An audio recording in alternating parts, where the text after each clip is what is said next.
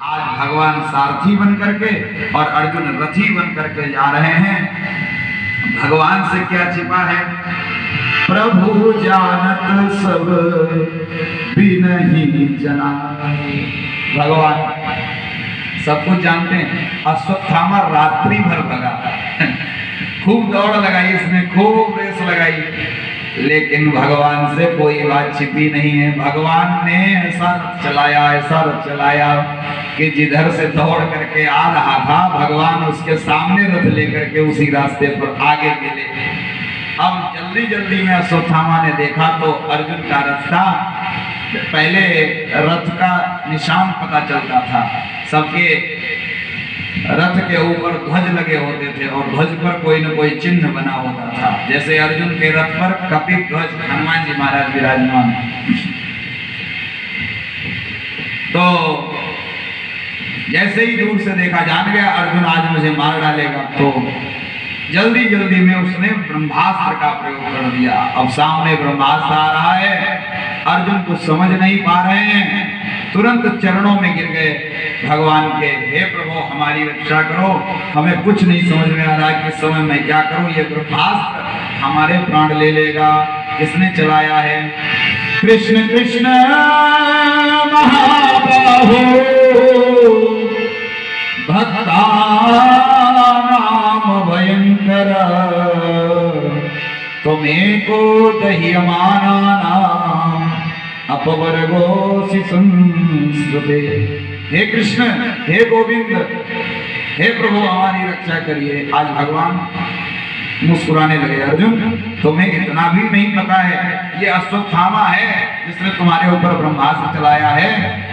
एक काम करो, इसे ब्रह्मास्त्र चलाना आता है, लौटाना नहीं आता, और तुम्हें चलाना और लौटाना दोनों आता है। तुम अपना ब्रह्मास्त्र चलाओ और उसके बाद में लौटाने वाले मंत्र का प्रयोग करो, और ये दोनों ब्रह्मास्त्र तुम अपने पास रखो।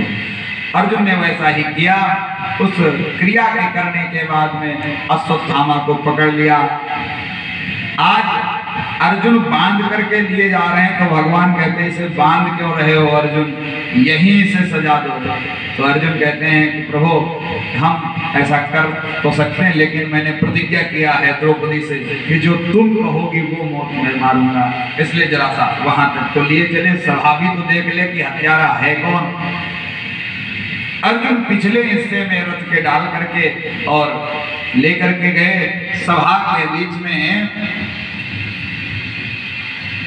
आज गुनहगार की तरह बंधा हुआ अश्वत्थामा खड़ा है। द्रौपदी जी ने निगाह से देखा, रे ये तो गुरु का बेटा लग रहा है, अश्वत्थामा है। आज सबको देख करके बहुत गाली देते हैं, पूरी सभा धिक्कार रही है। अरे इसके ब्राह्मण होने पर धिक्कार है, कैसा ब्राह्मण है जिसने ऐसे निरपराध को मार डाला। अरे बालकों को तो कोई नहीं मारता, 10 लोगों को कभी नहीं मारना चाहिए। किसको?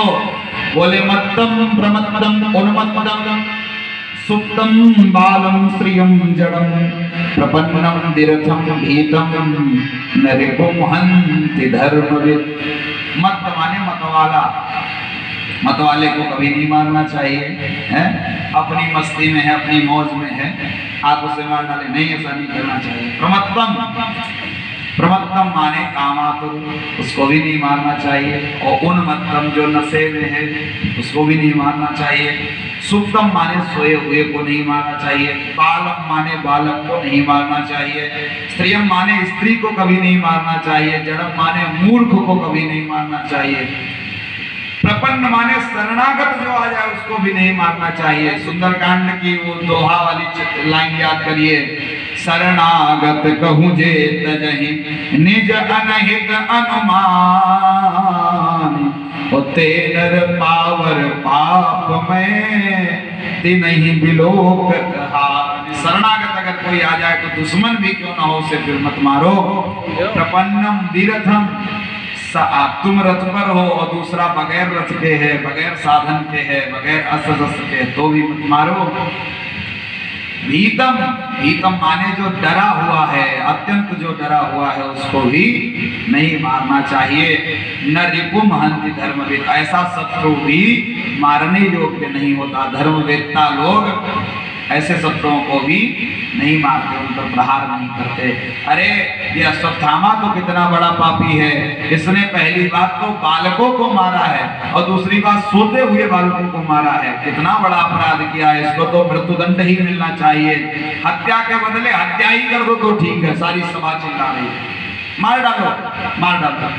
लेकिन द्रौपदी जी तुरंत दौड़ करके आई, अपने बेटों का शोक भूल गई और अश्वत्थामा के बंधन को छुड़ाने लगी और चिल्लाती हैं, अरे कोई हमारी बात सुन ले, कोई हमारी बात सुन ले।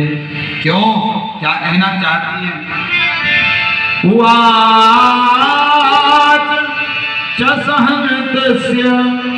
बंधनानेन सती मुच्यता मुच्यता में स ब्राह्मणो नितराम गुरु। आज द्रौपदी मैया चिल्लाती है, अरे मुच्यता में से कोई से छुड़ा दो, कोई से छोड़ दो। ब्राह्मण कभी मारा नहीं जाता है। ब्राह्मणों नितराम गुरु, ब्राह्मण तो सदैव से गुरु रहा है, पूरे समाज का गुरु रहा है। अरे अपने यहाँ तो द्रोणाचार्य जी महाराज गुरु थे और उनका ही बेटा, उनका ही अंश आज गुरुदेव के रूप में सामने खड़ा है। अरे पुत्र जो है बाप की अंश में होता है, उनकी ही संतति है, तो समझ लीजिए गुरु ही सामने खड़ा है। इसलिए जब गुरु पर कोई अत्याचार नहीं करना चाहिए तो गुरु पुत्र पर भी अपना अधिकार नहीं है, और इस तरह से दंडित करने का तो बिल्कुल भी अधिकार नहीं। अर्जुन सरहस्यो धनुर्वेदा विसर्गोपसंयमा, तुमने बाण विद्या सीखी, तुमने धनुष विद्या सीखी, और ये बड़ी बड़ी विद्याएं जिनसे सीखी वो गुरुदेव भगवान तुम्हारे द्रोणाचार्य जी महाराज थे, और आज उन्हीं का बेटा तुम्हारे सामने जिनको तुम बांध करके ले आए हो, तो क्या बाण विद्या और धनुष विद्या इसी उन्हीं के बेटे को मारने के लिए तुमने सीखी थी उनसे? ऐसा नहीं करना चाहिए। एक माता का दुख केवल माँ ही जान सकती है और कोई नहीं जान सकता।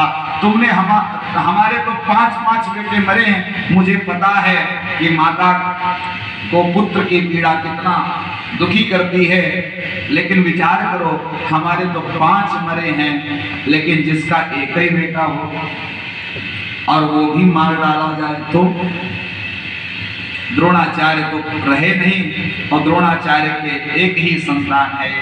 अब उस मैया से पूछो जिसका केवल एक यही बेटा बचा है, पति रहा नहीं, ये पुत्र के सहारे वो अपना जीवन यापन करेगी, और तुम अगर उसको भी मार दोगे तो बताओ वो मैया कहाँ जाएगी?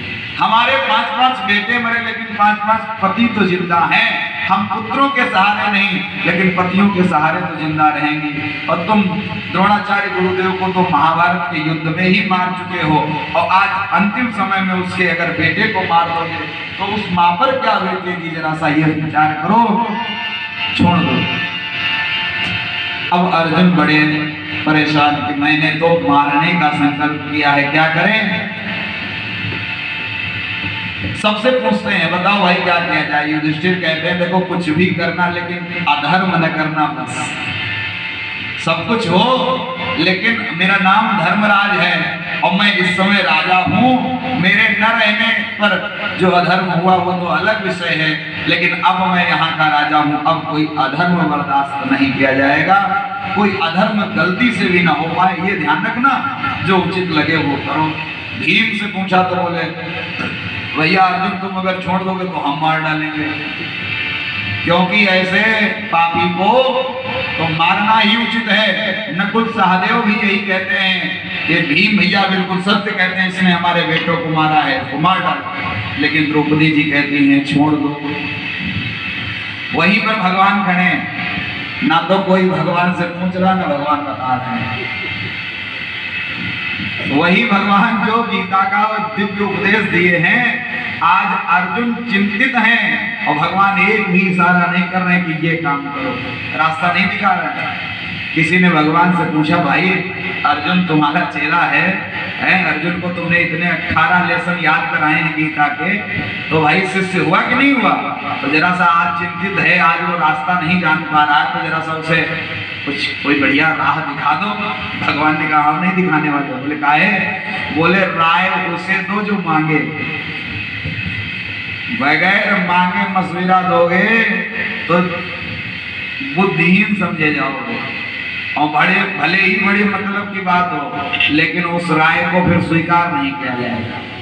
जब तक कोई पूछे ना तुमसे, तब तक रास्ता बताने के चक्कर में पड़ो। आजकल सबसे बड़े ज्यादा तो पैदा हो गए राय चंद, जैका देखा कौन राय बताओ, तुम्हें बुखार आवे खाली, और बुखार आवे के बाद में तुम खाली 2-4 जने के बीच में बैठो, आज मेरे बुखार आएगा, फिर सब डॉक्टर बन गए हैं, सब MBBS वैद्यराज समझ लो, उनके खानदान में सबसे बड़ा पैसा रहेगा, सब बतावे लगे हैं दवाई, वह वाली काम भी ले लो, कोई क्या जो भी ले, सब दवाई बतावे लगे।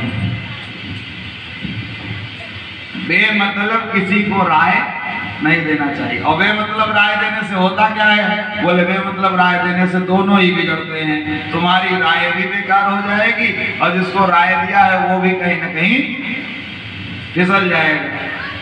एक बार की बात है, एक व्यक्ति ने मिठाई की दुकान खोली, और मिठाई की दुकान खोलने के बाद में